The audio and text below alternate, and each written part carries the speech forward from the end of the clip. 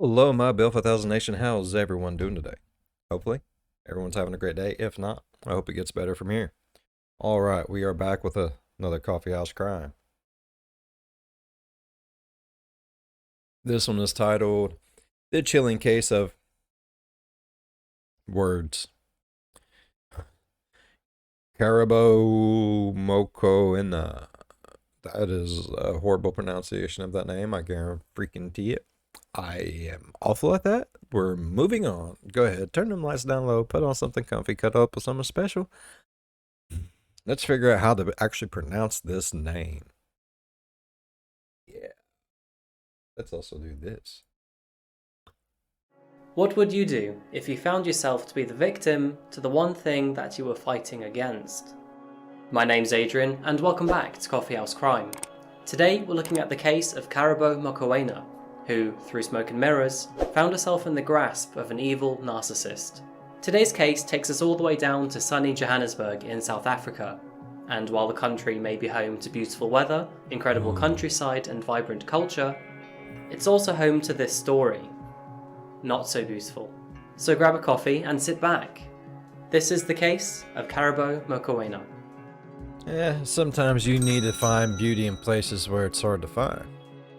That's the beauty of life. Johannesburg. Originally an offshoot of the Zulu kingdom, Johannesburg found its way to rapid growth through the beginning of the gold rush in June 1884. There's a lot of difficult history here, but over a century later, the city is now home to over 5 million. Why is it that on this side of the road it looked... Yeah, on that side of the road it looked... Why? Residents.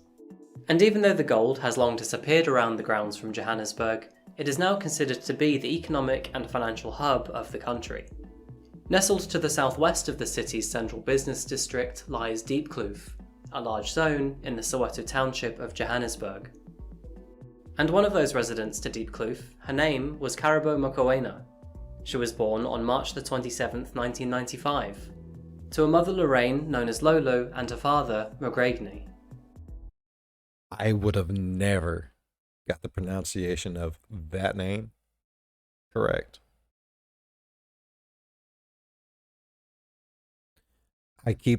Literally when I see it, I see caribou, even though I know it's not caribou. Growing up, Karabo was close to her family. Her parents, her younger brother and older sister often leaned on each other for support. Her older sister Bontley and Karabo still shared a room in the family home. Karabo was known to be a thoughtful and loving person. Those that knew her described her to have a loving, generous heart, and she was considerate towards everyone that she met. And while Karabo was a nurturing individual, she was smart too.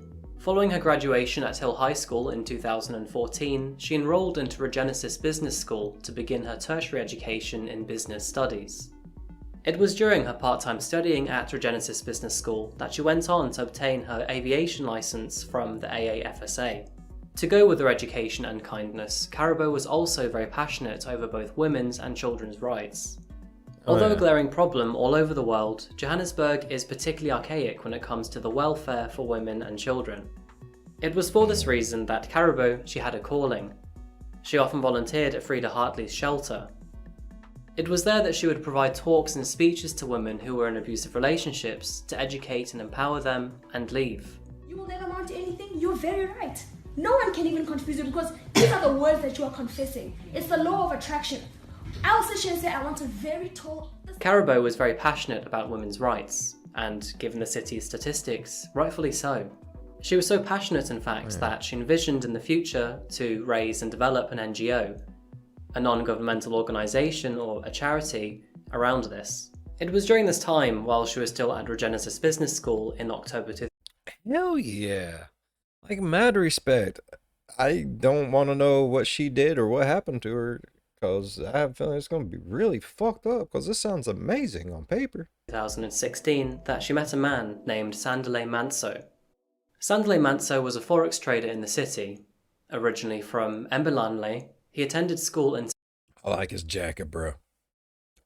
It's got badass jack. Secunda, a town in the coalfields east of Johannesburg. He went on to study graphics design, but now in the present time, Sandile, he was 29. From the outside, Sandile was a very likeable character. He was charismatic, a very religious man, a very wealthy man, and he was single. He had 3 children, but now he was estranged from his wife and kids. Sandile's religion spoke for itself. He appeared to have morals, and the reason to his apparent wealth was from finding success in creating his own binary options trading company, suitably named $1 Trillion Legacy. The team. But anyway, today we are talking about trade psychology. How do we at $1 Trillion Legacy approach trade psychology? You can Google trade psychology and read what they say, but this is our take on trade psychology. Whenever you come to the forex or binary market or stock market, your ultimate objective is one. And what is that objective, Steve? Ladies and With thanks to his business and his morals, Sandile, he really was hard on the money. From casually wearing Gucci to owning a gold BMW and a limited edition Mercedes-Benz, all the way through to living into Santon Sky apartment complex, he quite literally was living the high life. Hell yeah. Man, when times are tough, friends are few, man. I've been having a tough time in my life, but my boys pulled through, man, to come and give me some encouragement. And this is it, another M5. This is it, right there. An AMG right there. Ra ra ra ra ra. Ra ra ra ra ra. Damn, bruh. Maybe a little too much for his ego though. He would supposedly make money from his trades while also offering one-day classes to people I want just one of those cars. Dude, I'd take a tire off one of those cars, to be honest with you. Shit. interested in forex trading, charging them around 6,000 rand or £300 or $400 for the day. It was for these reasons, along with the infectious personality of course, that Karabo grew closer to Sandile. She saw the good morals in him, and the money was a good bonus too. The two of them grew closer almost immediately, and before anyone knew it, the two were in a relationship. Sandile, he loved Karabo's strong personality. They make a good-looking couple, though. I mean, And Karabo too bad. Either they're both dead, one's dead. Someone died. I'm just gonna go ahead and say it. I feel it in my skeleton bones. she loved almost everything about him. The two really did seem like a powerful couple from the outside. It was 1 month into the relationship, in November 2016, that Karabo left her family home to move in with Sandile in his Sky apartment. But almost straight away, That's when shit got real. the relationship started to become turbulent. Sandile, he wasn't quite the man that he portrayed himself to be. And Karabo, she would find herself in the hands of the evil that she preached against at the shelters. It was shortly before Christmas of 2016 that the first signs of domestic violence began to appear. Karabo reported to her friends that in an argument, Sandile smashed her phone after pushing her into a wall. And 3 months later, in March 2017, that violence intensified. It was by this time that she was sending friends pictures of her bruises, leaving them messages describing his attacks on her, and revealing the emotional abuse that Sandile would spit at her. It was a dark and twisted irony. Karabo, she herself was an advocate fighting Why would she put up with that shit, bro? I'd bitch slap his little scarecrow looking ass. Bro, he's a toothpick. Snapping. Fuck that shit. for women in abusive relationships, yet here she was in one herself. A situation she often empowered and encouraged women to leave, she now couldn't force herself out of. It was March the 27th, 2017 though, Karabo's birthday, that the abuse really started to split the relationship apart. In the early morning hours of Karabo's birthday, friends and family tried to contact her to wish her happy birthday. They weren't able to get through to her. And the reason for this was that she was in hospital. Later in the morning, she eventually called her family to let them know where she was. Sandile, he had smashed her phone yet again, this time entirely breaking it. Karabo explained to her mother that he had beaten her. She had marks on her arms, on her neck, and she had a black eye. It was at this stage that she reluctantly submitted a charge of assault against Sandile to law enforcement. But when she would arrive at the police station, much to her surprise, she would find out that Sanderley had been there earlier that morning.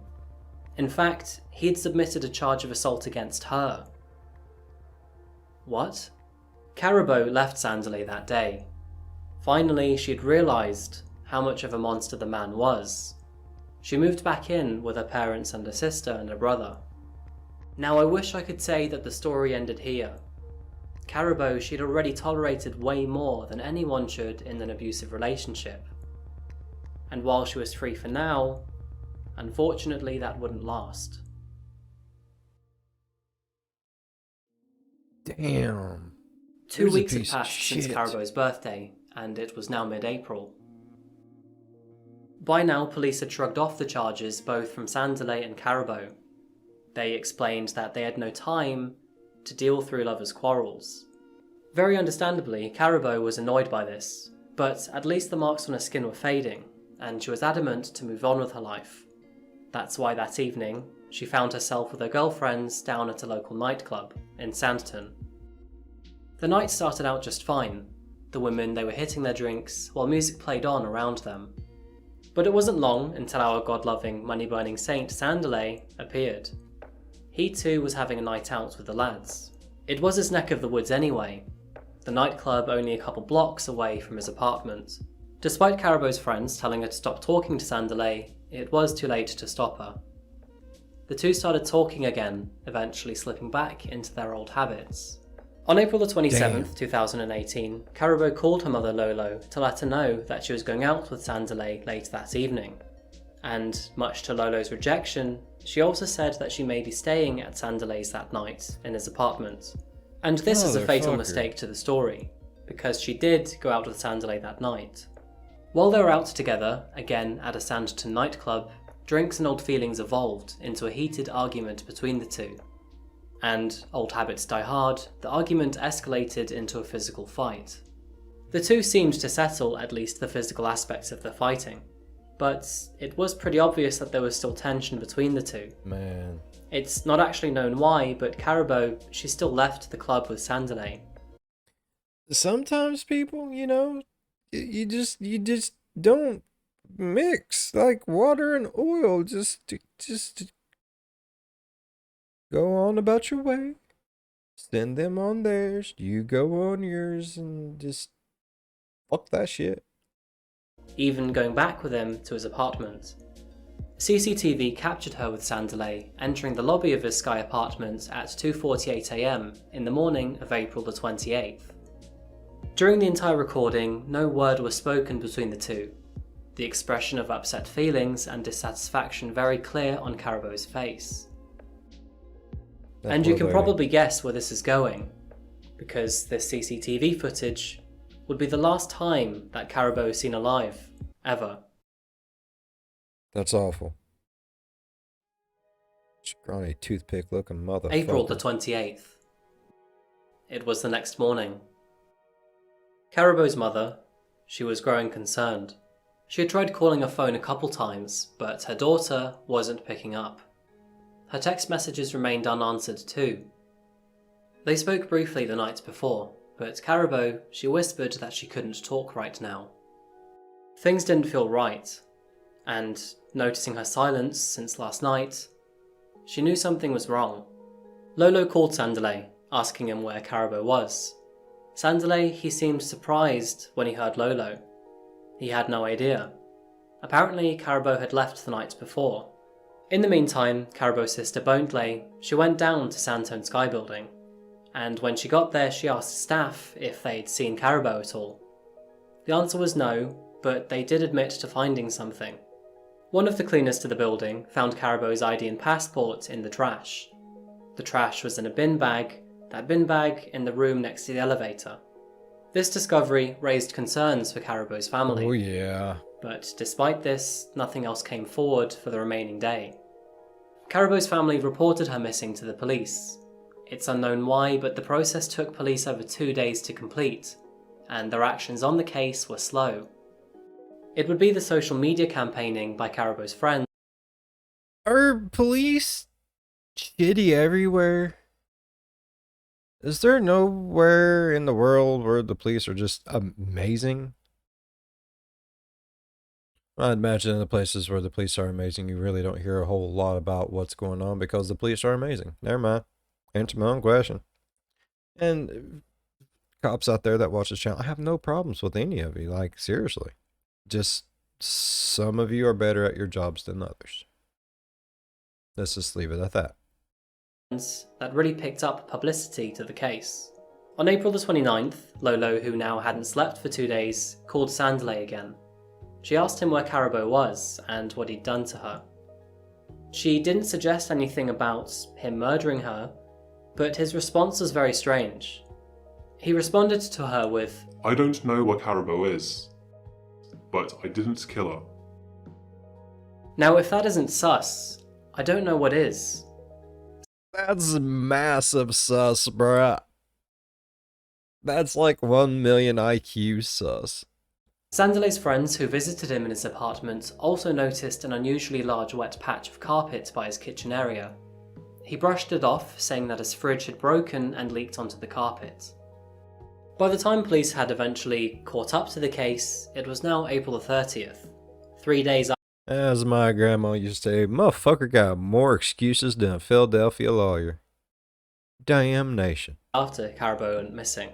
And since police were now keen to interview Sandaley, Lolo, she joined them to his apartment. By the time they got there though, he was nowhere to be seen. Upon calling his mobile, Sandaley answered. He said to police that the earliest he could get there would be late that afternoon, he was out of town. So police and Lolo, they waited. While waiting for his return, police would go to the building's staff and ask for CCTV footage. They would comply, giving them surveillance footage of what was over the elevators. This became vital evidence as later they would discover that the day after Karabo disappeared at 9:57 PM on the 28th of April, Sandaley collected a wheelie bin, and he moved this wheelie bin to his apartment. At 10:07 PM, just 10 minutes later, he then moved the bin to the underground garage where he kept his car. And you can take a guess what was in that bin.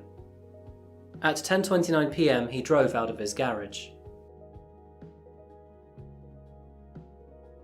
So Sandaley had initially told Karabo's family and friends that he believed Karabo Man, Toothpick is a piece of shit, bro. Fucking scarecrow ass looking motherfucker.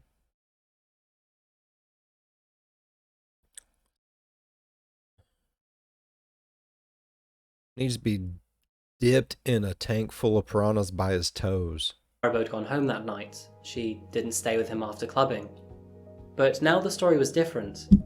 He was telling police that he believed Karabo had taken a flight to London in the UK. This was a bad move, however, because not only had his first excuse been busted by the CCTV, his second excuse was busted too, the passport, it was found in the bin. They took Sandaley in for questioning. Lolo followed police to the station in hopes for any news about her daughter. By this time of the day and this late in the process, she felt like nothing more than a husk of a human being. Numb and fragile. And trust me, I'm dead certain the news she's about ready to get is not the news she was wanting.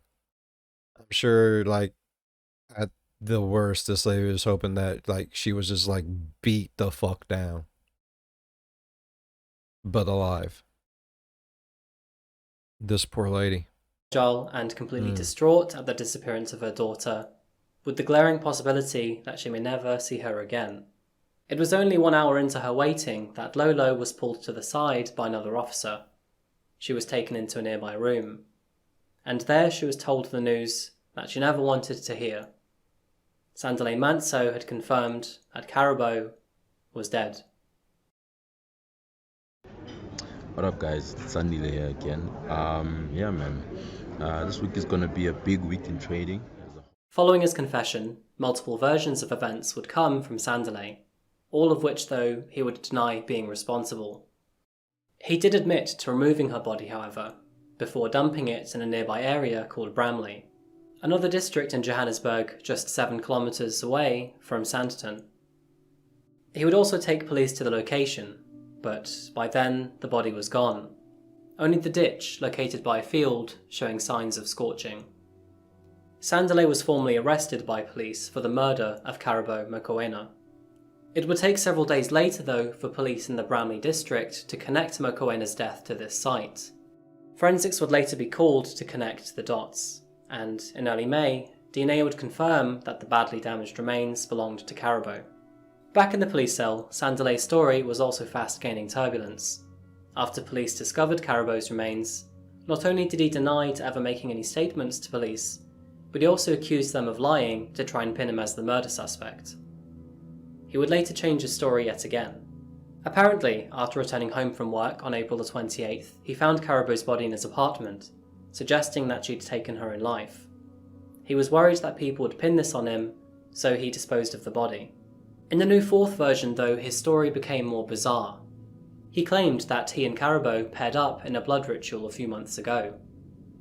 Apparently, this ritual would promise both great wealth and fortune to the two of them, but it had a caveat.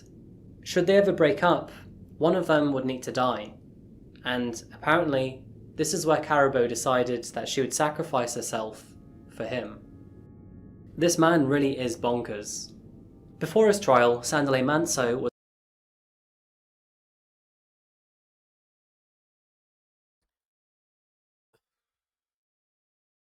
If you know you did a blood ritual where if you broke up with this motherfucker, you're going to die, and you was like, hey, you know something? I don't want to be with you no more. Let's break up. But I love you so much where I'm willing to sacrifice my life for yours so you can live. I am calling so much shit. No. For one, bro, dudes are shit whenever we get broke up with. Like, we're assholes. Then no. We're not going to give our lives for shit. And ladies, y'all go evil. I don't see that happening either. I'm calling bullshit on the whole conversation. All 4 stories are bullshit. up against 3 charges, one for premeditated murder, one for defeating the ends of justice, and the other for assault with intent to cause harm. And despite his multiple stories, Sandalay tried everything in his power to delay the trial. Not only that, but he slandered Karabo's name in the process. I won't tell you what about, because other than it being totally disrespectful, it's false. By the time his trial had come around, though, Sandalay retracted his previous statements over the blood rituals. It was now back to his previous version of events. And as those trials commenced, the streets outside the court in which he was held would fill with protests. The outcry of violence against women could be heard in almost every room of the building. Hell yeah. It was on day 3 that Sandalay Manso took the stand, and, as you'd expect with his narcissistic personality, he tried everything he could to paint himself in a positive light, telling listeners that the only thing he was guilty for was trying to help build a person. I was a positive influence in their life. All these things about homes and stuff, I inspired her to start those things. I was the one who was helping her set up NGOs. I've had experience setting up NGOs. I tried to be a positive influence in her life, but it's unfortunate that I came into her life at a point where things were already bad. So yeah, maybe I'm guilty of trying to build a person and being the last one there when she collapsed, you know. So the truth of the matter is I tried my best. During the trial, the judge, Johnson, asked So were those just people just walking up with their phones recording that shit, or do they work for like magazines and like online magazines and shit? for more elaboration and evidence into the CCTV footage. I'm loving this story. Like, it's a horrendous, horrific story. Don't get me wrong. I'm 100%. I'm not down for violence against women in any way, shape, or form. And this piece of trash looking little toothpick motherfucker needs to be broken in half. But just the stupidity that goes with it is... that was given of Karabo and Sandalay in his apartment complex's lobby.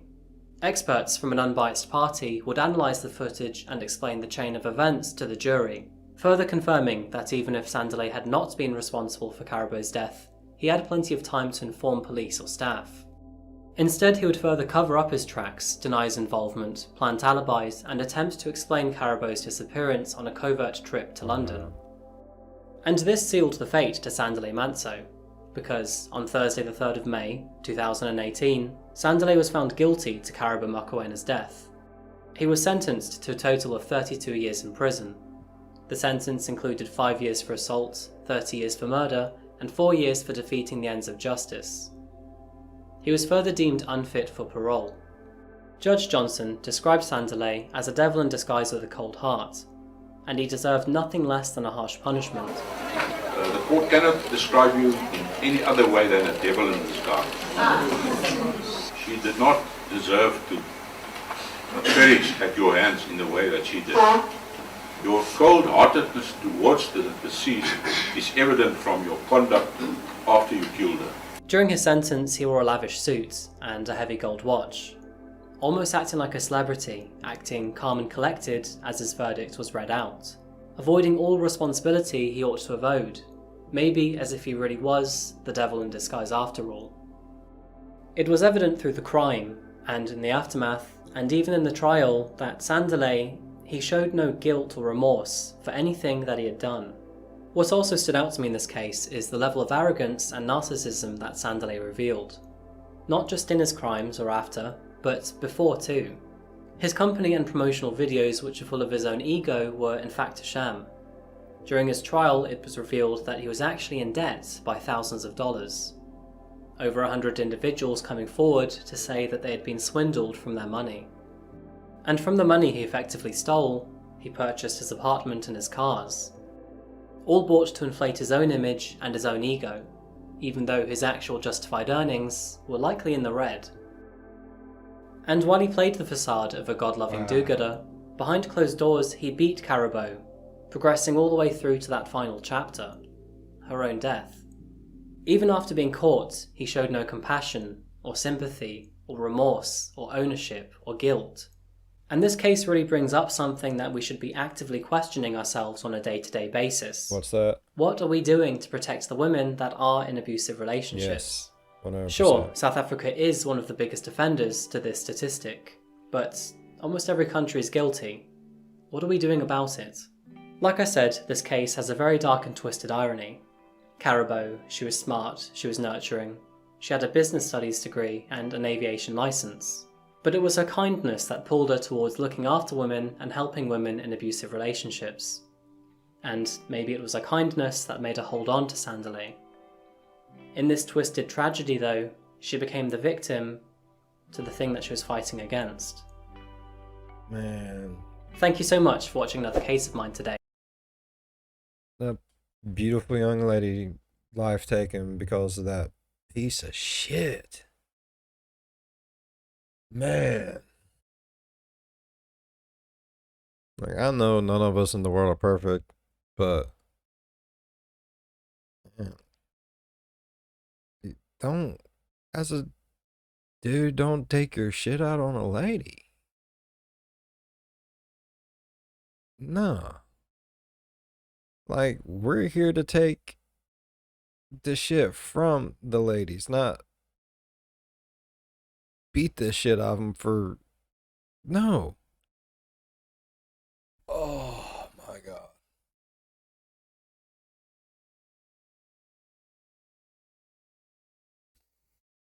I mean, all in all, I really enjoyed today's story. Like, it was an amazing story, and that's a story that really needs to be told and be out there. Because, I mean, shit like this happens.